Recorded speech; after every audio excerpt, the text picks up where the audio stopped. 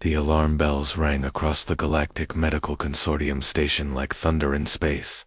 Dr. Hannah Kim rushed to her workstation, her coffee still steaming as she pulled up the emergency transmission. The red warning lights bathed everything in an eerie glow, and she knew this wasn't going to be a normal day. The signal came from Kepler 44-C, a peaceful farming world on the outer rim. The Zilani people there were known for their quiet nature and beautiful crystal gardens. They never asked for help unless things were truly desperate.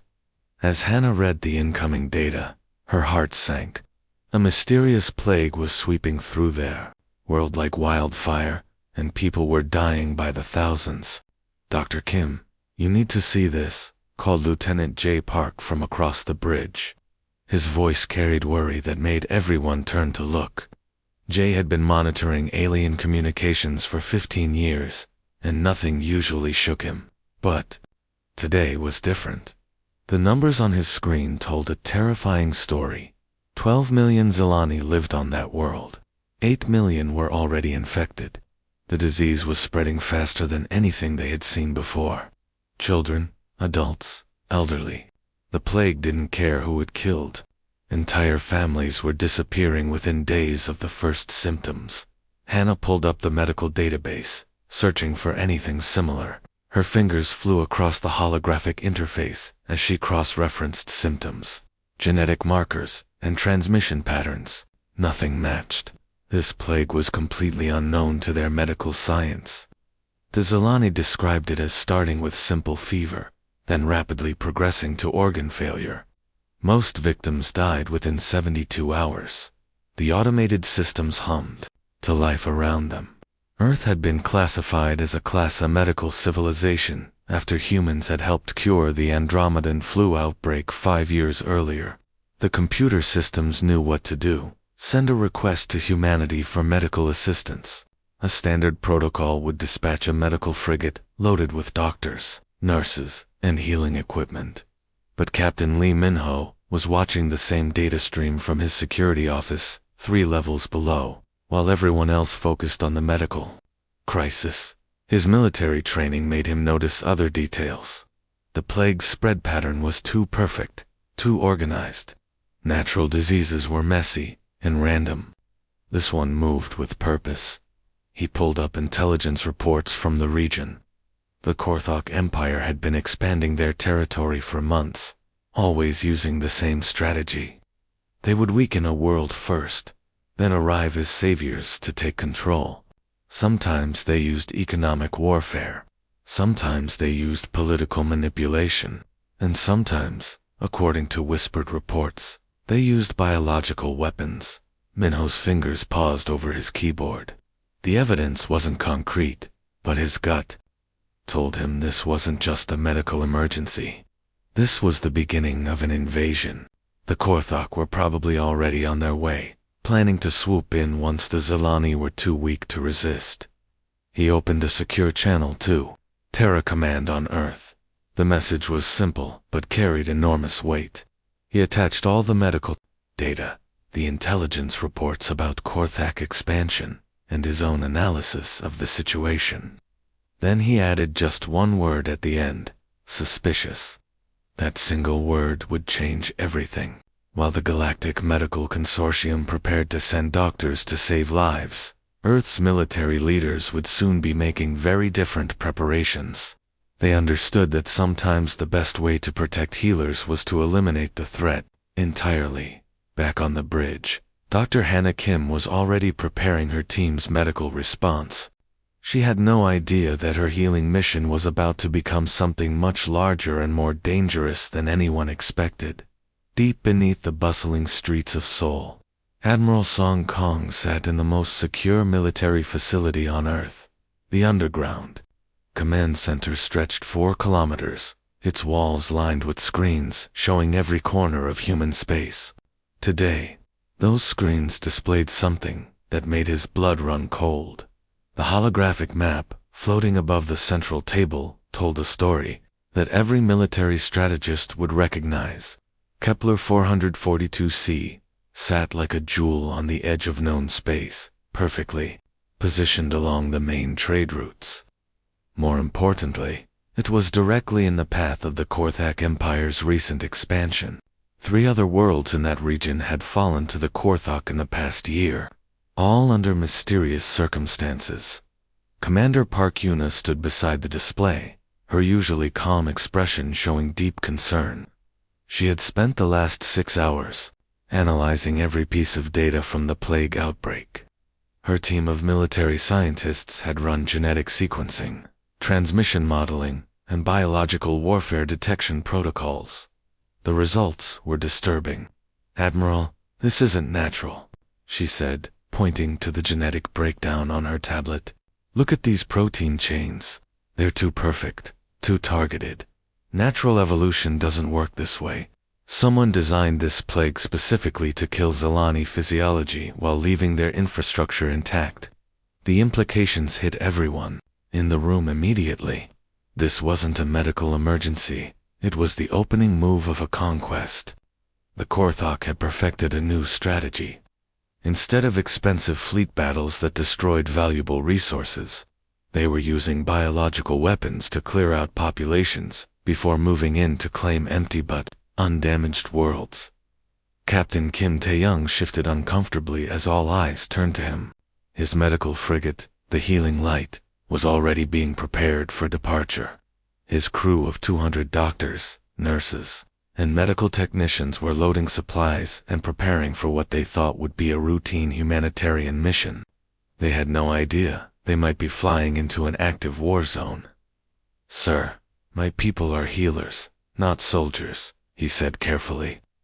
"We can handle any medical crisis, but if the Korthak are planning an invasion while we're treating patients, ...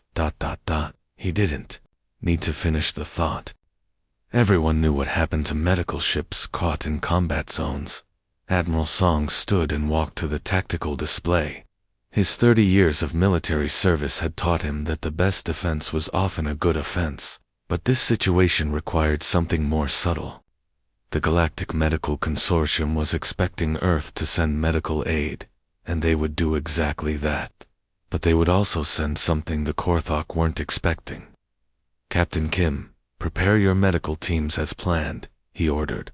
"But you won't be going alone. Captain Nam Juyuk, I'm giving you command of the Thunder Dragon and a full escort squadron. Your mission is to ensure Captain Kim's medical teams can work without interference." Captain Nam Juguk stepped forward, his face lighting up with understanding. The Thunder Dragon was humanity's newest dreadnought, a massive warship that could take on entire fleets. Its main guns could crack moons, and its armor could withstand almost anything the galaxy could throw at it. More importantly, it carried enough firepower to make any potential invaders think twice. "The consortium thinks we're sending a medical frigate," Admiral Song continued, his voice growing harder. "And we are. But if someone tries to hurt our doctors while they're saving lives, they'll discover that humans take medical missions very seriously. We protect our healers." The plan was elegant in its simplicity. The galaxy would see exactly what they expected, humans responding to a medical crisis with compassion and expertise. But they would also see something else that humanity didn't: send its people into danger without protection. The Korthak were about to learn that attacking human medical missions was a very bad idea. V-Colony Administrator Vex Tai stood in his office, adjusting the ceremonial flowers for the 3rd time that morning. The purple blooms from their crystal gardens were arranged perfectly on the small welcome table.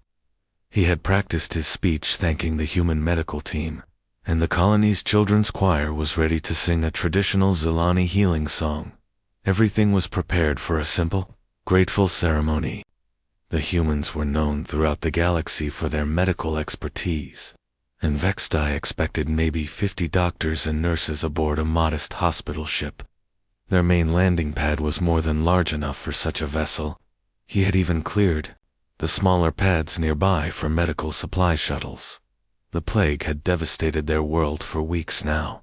Families were losing loved ones daily, and their simple medical facilities couldn't handle the crisis. When word came that Earth was sending help, the entire colony felt hope for the first time in months. Children who hadn't smiled in weeks began asking when the human doctors would arrive. Vextai checked his ceremonial robes one final time and walked to the colony's command center. The transparent dome overhead gave a perfect view of the starfield where the human ship would appear. His sensor operator, a young Zilani named Pexmar, sat quietly at his station, occasionally glancing at the detection equipment. "Any sign of them yet?" Vextai asked, his voice carrying the excitement of someone about to receive desperately needed help. "Not yet, Administrator," Pexmar replied, "though I'm getting some strange readings from the hyperspace monitoring array. Probably just solar interference." Then everything changed in an instant.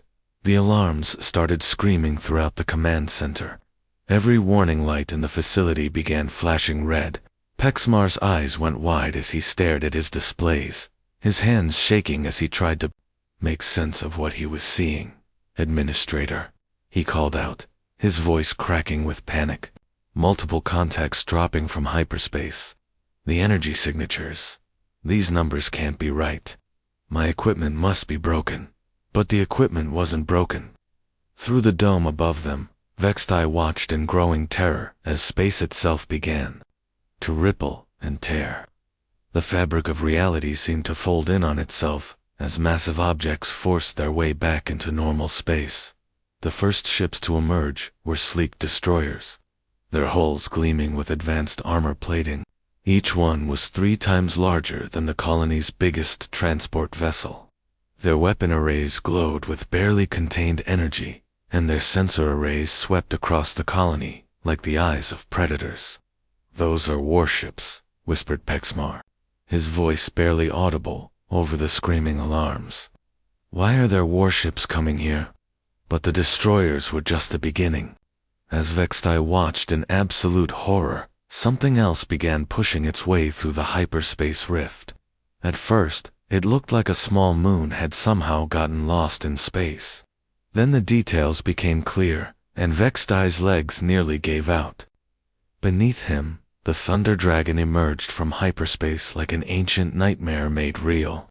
Nearly 2 kilometers of pure destructive power, its hull bristling with weapon systems that could reduce planets to rubble. Massive gun turrets rotated slowly as the ship's targeting systems came online. Shield generators hummed with enough power to light entire star systems. The medical frigate appeared behind the massive dreadnought like a tiny afterthought. The healing light, which should have been the main focus of this peaceful mission, looked absolutely insignificant next to the monster protecting it. It was like watching a child hide behind an armored giant. "By our sacred ancestors," Vextai whispered, his ceremonial flowers forgotten on the floor where he had dropped them. "What have we brought to our world?" Emergency broadcasts began flooding the colony's communication networks. Civilians ran for underground shelters, convinced that humanity had sent conquerors instead of healers. The children's choirs scattered in terror, their healing songs replaced by screams of fear. Everything Vextai had prepared for this joyful welcome had turned into a nightmare of confusion and panic. The colony's emergency sirens wailed across Kepler-4 for to see like the cries of dying animals. Within minutes of the human fleet's arrival, the streets that had been prepared for celebration turned into rivers of panic. Families grabbed their children and ran toward the underground bunkers that hadn't been used in decades. Shopkeepers abandoned their stores, leaving doors wide open as they fled. The beautiful welcome ceremony that Administrator Vextai had planned was completely forgotten. Dr. Yunari pressed her face against the viewport of the healing light, watching the chaos unfold on the planet below. Her medical team had spent weeks preparing for this mission. They had studied Zilani physiology, prepared treatment protocols, and loaded their ship with enough medical supplies to treat millions of patients. Now, instead of grateful colonists welcoming them as saviors, she was watching an entire world run away in terror. "This is a disaster," muttered Dr. Lee Sunho, her deputy medical officer, as he joined her at the viewport. "Look at them, they're more afraid of us than they are of the plague." The communication channels were flooding with panic messages. Parents were calling frantically for their children. Colony security forces were demanding to know if they should prepare for battle. The local government seemed to have completely collapsed into confusion. Even the hospital administrators who had requested the medical aid were now hiding in bunkers. Instead of preparing to receive help, Dr. Yoon activated her personal communicator and contacted the Thunder Dragon. "Captain Nam, we have a serious problem here. The colonists think we've come to invade them. Half the population has gone underground, and the other half is probably getting ready to fight us." Captain Nam Juik's calm voice came back over the comm system. "Understood, Doctor. My weapons systems are powered up for defensive purposes only. We're maintaining a safe distance from the planet to avoid appearing threatening, but I won't power down completely until we know what we're dealing with." The massive dreadnought hung in space like a sleeping dragon, its weapon arrays glowing softly, but not aimed at anything specific. Captain Nam had deliberately positioned his ship far enough from the planet to show peaceful intentions, but close enough to respond to any threats. His crew was professional and disciplined, but even they could feel the tension of the situation. Dr. Yoon took a deep breath and activated the colony's main communication frequency. Her voice rang out across the planet, reaching every home, every bunker, every hiding place where terrified Zilani huddled together. "This is Dr. Yoon Nari, Chief Medical Officer of the Terran vessel Healing Light," she announced, trying to keep her voice calm and reassuring. "We received your distress call about the plague affecting your world. We are here to provide medical assistance as requested by your government. We are not invaders. We are doctors, nurses, and medical technicians who have come to help save lives." The response was silence. Not the peaceful quiet of a world listening, but the dead silence of a population too frightened to respond. Dr. Yoon tried again, broadcasting on emergency frequencies, medical channels, even children's communication networks. Nothing worked. For 3 long hours, the situation remained deadlocked.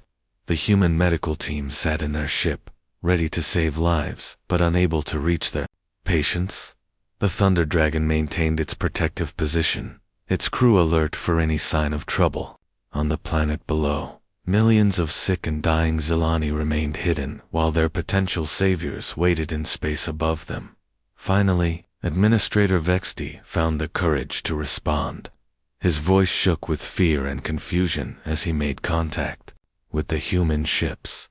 "Human vessels, this is Colony Administrator Vexti. We requested medical assistance. Why have you brought warships? Are you here to conquer us?" Dr. Yoon's response was gentle but firm. "Administrator, we brought our medical team as requested. The warship is here to protect us while we work. We've learned that medical missions can sometimes face unexpected dangers. Captain Nam's ship is not here to harm you. It's here to make sure no one can harm us while we're trying to help your people." The revelation hit Vexti like a thunderbolt. The humans hadn't brought weapons to conquer. They had brought weapons to protect their healers. It was a concept so foreign to most galactic civilizations that it took him several minutes to fully understand what he was hearing. Inside the colony's main hospital, Dr. Yoon Nari bent over her microscope with the intensity of someone fighting for millions of lives. The mobile laboratory her team had set up hummed with activity as sophisticated medical equipment analyzed blood samples, tissue cultures, and genetic material from the plague victims. What she was discovering made her stomach turn with disgust and anger. The disease was like nothing she had ever seen in nature. Every protein chain was perfectly designed, every genetic sequence optimized for maximum lethality against Zilani physiology. Natural evolution was messy and random, full of genetic accidents and inefficient processes, but this plague was a masterpiece of biological engineering, crafted with the precision of a surgeon's scalpel. Dr. Lee Sunho looked up from his workstation, his face pale with realization. "Doctor, look at these targeting mechanisms. The virus. specifically attacks Cylani immune systems while leaving their basic cellular structure intact. It's designed to kill the population, but preserve the infrastructure. Dr. Yoon's hands clenched into fists as the full horror of what they were dealing with became clear. This wasn't a medical emergency at all. It was genocide with a timetable. Someone had deliberately created this weapon to clear out the Zilani, so their world could be claimed by new owners. She activated her secure communication, linked to Captain Kim Tae-young aboard the Healing Light. "Captain, I need you to forward this data to Terra Command immediately. This plague is definitely artificial. The genetic markers match known Korthak bioweapons technology from our intelligence files. The implications hit everyone who heard the transmission like a physical blow." The Korthak Empire had been expanding aggressively for years, but this represented a new level of calculated cruelty. Instead of costly fleet battles that destroyed valuable resources, they were using biological weapons to commit mass murder before moving in to claim pristine worlds. Meanwhile, 3 levels above in the Thunder Dragon's command center, Lieutenant Han Seojin was staring at his sensor displays with growing alarm. The long-range detection arrays were picking up subtle distortions in hyperspace at the very edge of the star system. Most sensor operators would have dismissed them as natural phenomena, but Han had been trained to recognize the specific signatures of incoming fleets. "Captain Nam," he called out, his voice tight with tension. "I'm detecting hyperspace distortions, approximately 6 light hours from our current position. Multiple contacts, heavy configuration. The pattern matches known Korthak war fleet formations from our tactical database." Captain Nam Juok immediately moved to Han's station, studying the sensor data with the eye of an experienced military commander. The approaching ships were still too far away for detailed scans, but their numbers and formation left no doubt about their intentions. This was an invasion fleet, probably launched weeks ago to arrive. Just as the plague finished its deadly work, the pieces of the puzzle fell into place with terrifying clarity. The Korthak had perfected their new conquest strategy: release a bioweapon to exterminate the local population, wait for the disease to do its work, then arrive as the new owners of an empty but undamaged world. It was efficient, cost-effective, and absolutely ruthless. Administrator Vexed IS voice came over the communication channels, shaking with rage and despair as he finally understood what had been done to his people. "They poisoned us first," he said, his words heavy with the weight of betrayal. "The Korthak weakened us with this plague so we couldn't resist when they arrived to claim our world as their own." Captain Nam's expression hardened into something that would have made his enemies reconsider their life choices. His crew had seen that look before, usually right before their captain did something that became legendary in military academies. "Administrator Vextai, I can promise you one thing. The Korthak picked the wrong world to attack while human medical teams are trying to work." He opened a direct channel to Dr. Yoon in the hospital below. "Doctor, how long do you need to develop a cure for this bioweapon?" Dr. Yoon's voice was steady, despite the enormous pressure she was under. 18 hours minimum, Captain, maybe 24, if we run into complications. "You'll have all the time you need," Captain Nam replied, with absolute certainty. "I didn't bring the Thunder Dragon all this way just to watch doctors work. The Korthak are about to learn why humans take medical missions very seriously." Down in the colony hospital, Dr. Yoon's laboratory had transformed into something that looked like a scene from a science fiction movie. Dozens of medical technicians worked around the clock, their hands moving with practiced precision as they synthesized compounds that had never existed before. The air hummed with the sound of molecular assemblers and genetic sequencers working at maximum capacity. Every few minutes, Dr. Yoon would test a new formula on plague samples, watching through her microscope as the engineered virus either died or adapted. Each failure brought her closer to success, but time was running out. She could feel the weight of 12 million lives pressing down on her shoulders as she worked. Meanwhile, high above the planet, Captain Nam was turning the Thunder Dragon into the center of a defensive network that would have impressed military strategists across the galaxy. His command center buzzed with activity as officers coordinated with every available ship in the system. The Zilani Defense Force was pitifully small, just 6 patrol boats and 2 aging frigates that had been designed for customs enforcement, not military combat. Their captains were brave but inexperienced, having never faced anything more dangerous than smugglers and pirates. Captain Nam knew they would be slaughtered in minutes if they tried to face the Korthok fleet alone. Captain Yoon, Yeyuk, he called to the leader of the Zilani ships, "I want your vessels positioned behind our destroyer screen. Your job is to protect the evacuation shuttles and provide cover for any civilians who can't reach the underground shelters in time." Commander Choi Woo-shik, the Thunder Dragon's tactical officer, had been studying the incoming enemy fleet for hours. His analysis painted a grim but manageable picture. "Captain, I count 27 Korthok vessels total. 3 heavy cruisers leading the formation, followed by 12 destroyers and 12 lighter escort ships.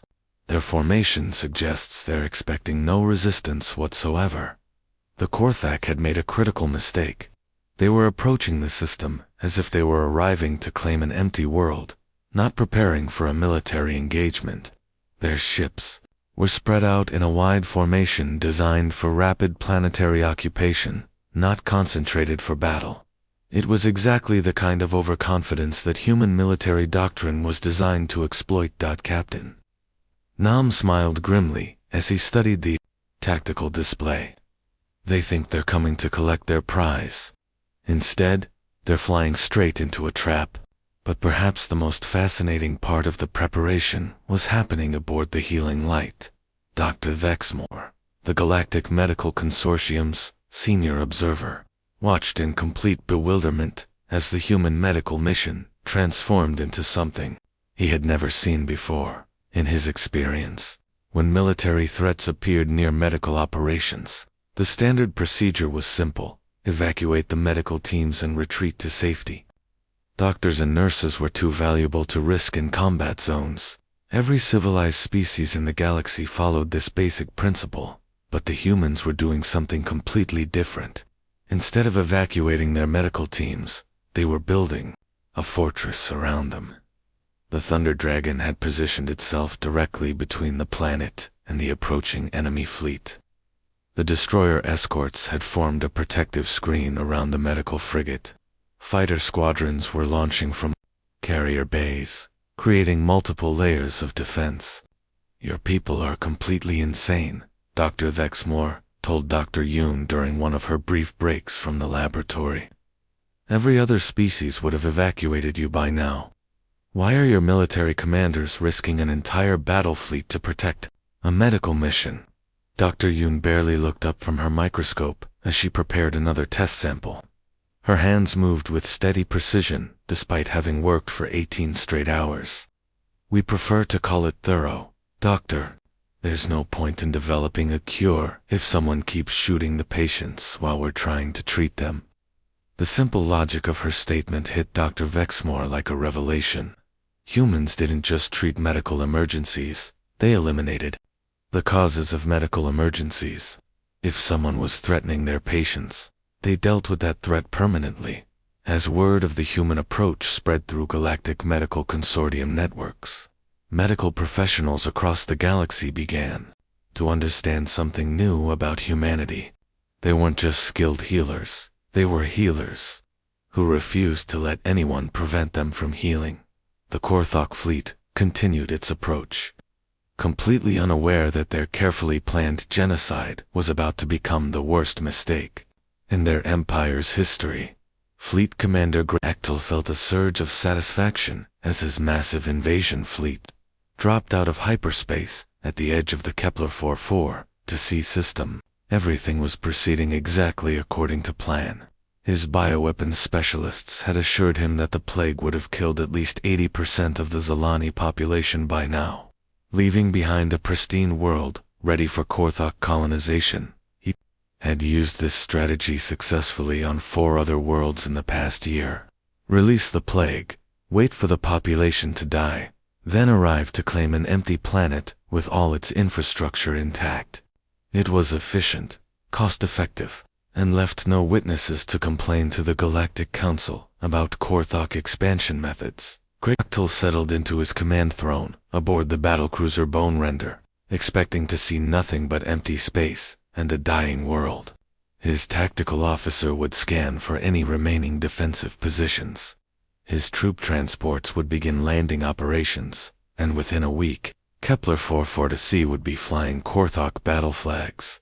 Instead, his sensor operators panicked, voice shattered. His confidence like breaking glass. "Commander, I'm detecting massive energy signatures directly ahead. Multiple contacts between our fleet and the target world." Gractel's reptilian eyes narrowed as he studied the tactical display. There, positioned like a guardian between his fleet and the planet, hung the largest warship he had ever seen. The energy readings from its power core alone were enough to supply an entire Korthok battle group. Weapon arrays lined its hull like the spines of some enormous predator, each one capable of reducing his smaller ships to scrap metal. "Impossible," he growled, his clawed hands gripping the armrests of his throne. "Our intelligence reports said the consortium sent medical aid to this system. Where did this monster come from?" His communications officer looked up nervously from his station. "Commander, I'm receiving a transmission from the unknown vessel. They're demanding that we withdraw immediately." The voice that came over the communication system was calm, professional, and absolutely cold. Captain Nom's words carried the kind of quiet authority that came from someone completely confident in their ability to back up their threats. "Unknown vessels. This is Captain Nom Juyuk of the Terran Defense Force. You are approaching an active medical relief operation. Withdraw from this system immediately, or you will be destroyed." Gractel's mandibles clicked together in what passed for laughter among his species. Humans were supposed to be weak, pathetic creatures, obsessed with healing and peaceful solutions. His intelligence files described them as barely capable of defending themselves, let alone projecting military power across interstellar distances. The reports had to be wrong. This was probably some kind of elaborate bluff designed to scare him away from his rightful conquest.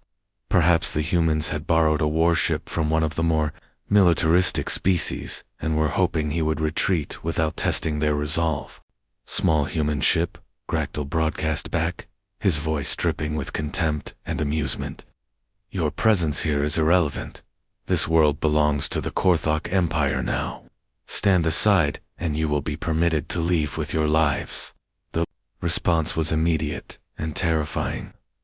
Across the hull of the Thunder Dragon, weapon arrays that had been dormant suddenly blazed to life with barely contained energy.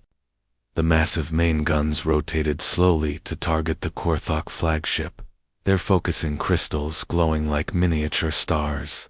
Shield generators hummed with power that made space itself shimmer around the human. Dreadnought.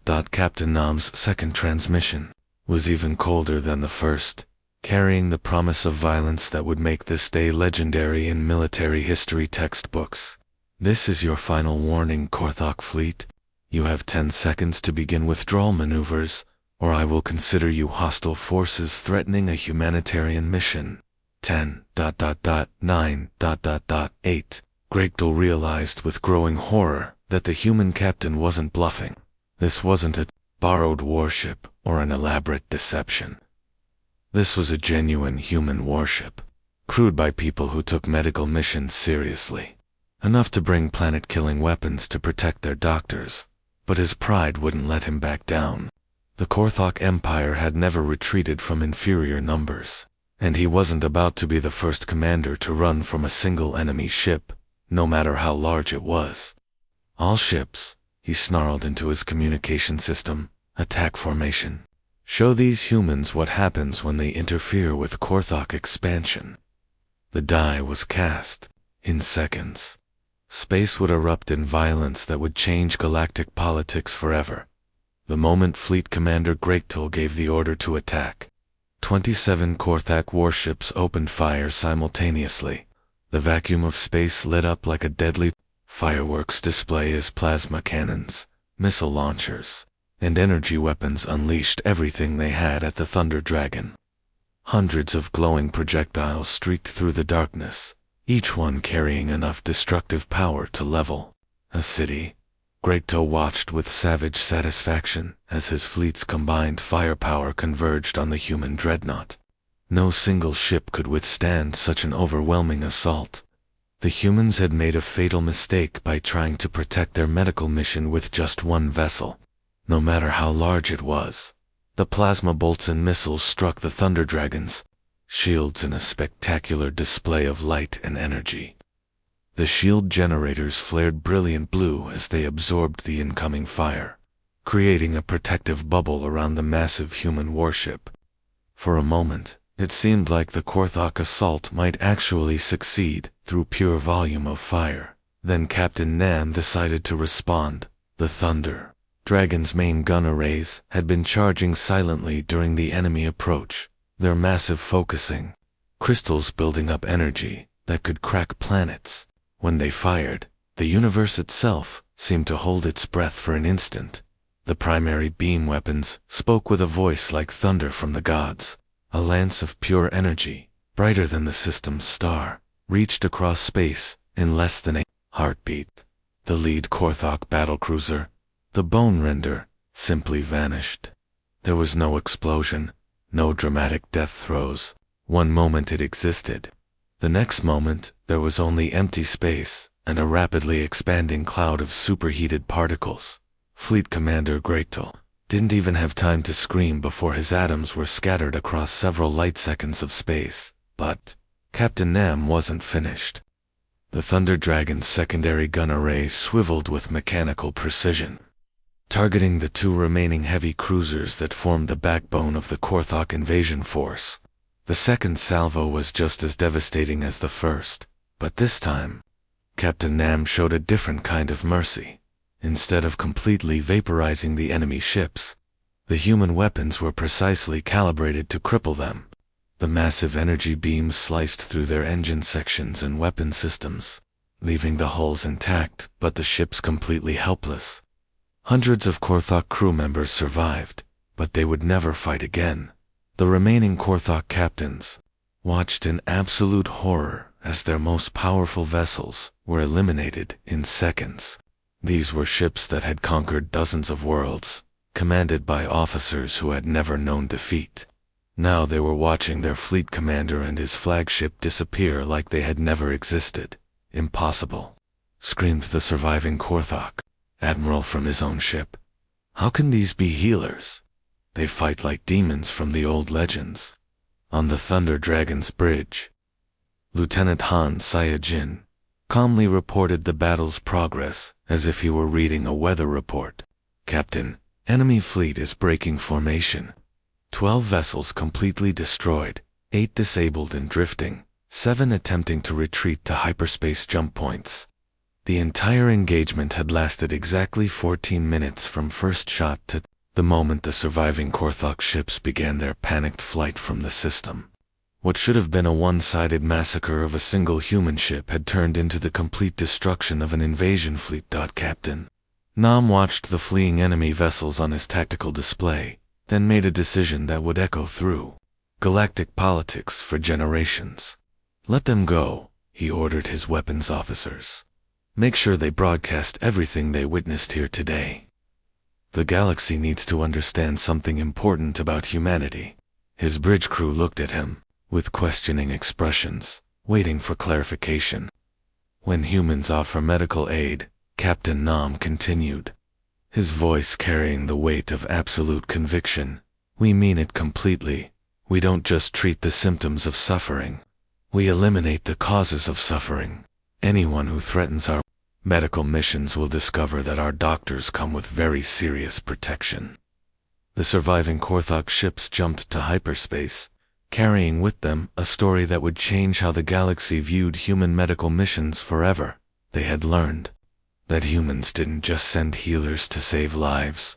They sent healers protected by warriors who would make anyone regret interfering with the sacred work of medicine. 2 days after the battle, that would be remembered across the galaxy for generations, Kepler-4 to see was a completely different world. The hospitals that had overflowed with dying patients were now filled with recovering families, embracing their loved ones. Children who had been too weak to leave their beds were playing in the streets again. The plague that had threatened to wipe out an entire civilization was nothing more than a bad memory. Dr. Yoon stood in her temporary laboratory, watching the final batch of antiviral medication roll off the production line. Her cure had worked perfectly, with a 100% success rate among treated patients. Even those who had been on the verge of death just days before were now walking around, weak but alive, and getting stronger every hour. The colony's main square had been transformed into something Dr. Yoon had never expected to see. Where Administrator Vextai had originally planned a simple welcome ceremony, the grateful Zelani had worked around the clock to create something far more meaningful. Using their traditional crystal growing techniques, they had erected a monument that captured the essence of what they had witnessed. 2 figures stood side by side, carved from the same piece of living crystal that would continue growing for centuries. One figure held a medical scanner, bent over a patient with the caring posture of a healer. The other stood tall, with a weapon ready, eyes scanning the horizon for threats. It was the perfect representation of humanity's approach to medical missions. Compassion protected by absolute resolve, Administrator Vextai approached Dr. Yoon, with tears streaming down his face. In Xylani culture, tears were only shed during moments of profound gratitude, and his people had much to be grateful for. Doctor, our children will grow up knowing that when all seemed lost, humans came not just to heal us, but to protect us while they worked. How can we ever repay such kindness? Dr. Yoon smiled and handed him the final case of antiviral medication. Just stay healthy, Administrator, and maybe help other worlds understand what really happened here. Nearby, Dr. Thexmore of the Galactic Medical Consortium was still struggling to process everything he had witnessed. In his 50 years of coordinating medical relief efforts, he had never seen anything like the human approach. His species, like most others in the galaxy, had always followed the simple rule that medical missions were purely humanitarian and should avoid any military involvement. I still don't understand your people, he admitted to Dr. Yoon as they watched Captain Kim distribute the last medical supplies to local hospitals. You came here to heal, yet you brought enough military firepower to destroy entire star systems. How do you reconcile compassion with such overwhelming violence? Dr. Yoon's answer was simple but profound. You can't heal the dead, Dr. Dexmore. Sometimes the most compassionate thing you can do is eliminate the source of suffering entirely. The Korthok weren't just threatening this world, they were threatening every world they could reach with their bioweapons. We didn't just cure the plague, we cured the problem that created the plague. The logic was undeniable, even if it challenged everything the consortium thought they knew about medical ethics. Humans didn't just treat symptoms, they addressed root causes, no matter how dangerous that approach might be. Word of the Kepler-4 to see. Incidents spread through galactic communication networks faster than hyperspace travel. Medical professionals across hundreds of worlds began requesting human assistance with their most challenging crises. Military commanders started studying the battle recordings, trying to understand how a single human dreadnought had destroyed an entire invasion fleet in 14 minutes. But perhaps the most significant change occurred in the Korthok Empire's military databases. Their surviving commanders, traumatized by the complete destruction of their invasion fleet, added a new entry that would influence Korthak military planning for generations. Humans approach with extreme caution. Species demonstrates deceptive military capabilities. Will disguise planet-killing dreadnoughts as medical relief vessels. Recommend avoiding any system with active human medical operations. The galaxy had learned a fundamental truth about humanity. When they offered to help, they meant it completely. They would heal the sick, protect the innocent, and eliminate any threat that tried to prevent them from saving lives. It was a lesson that would reshape interstellar relations and establish humanity as the galaxy's most trusted medical responders.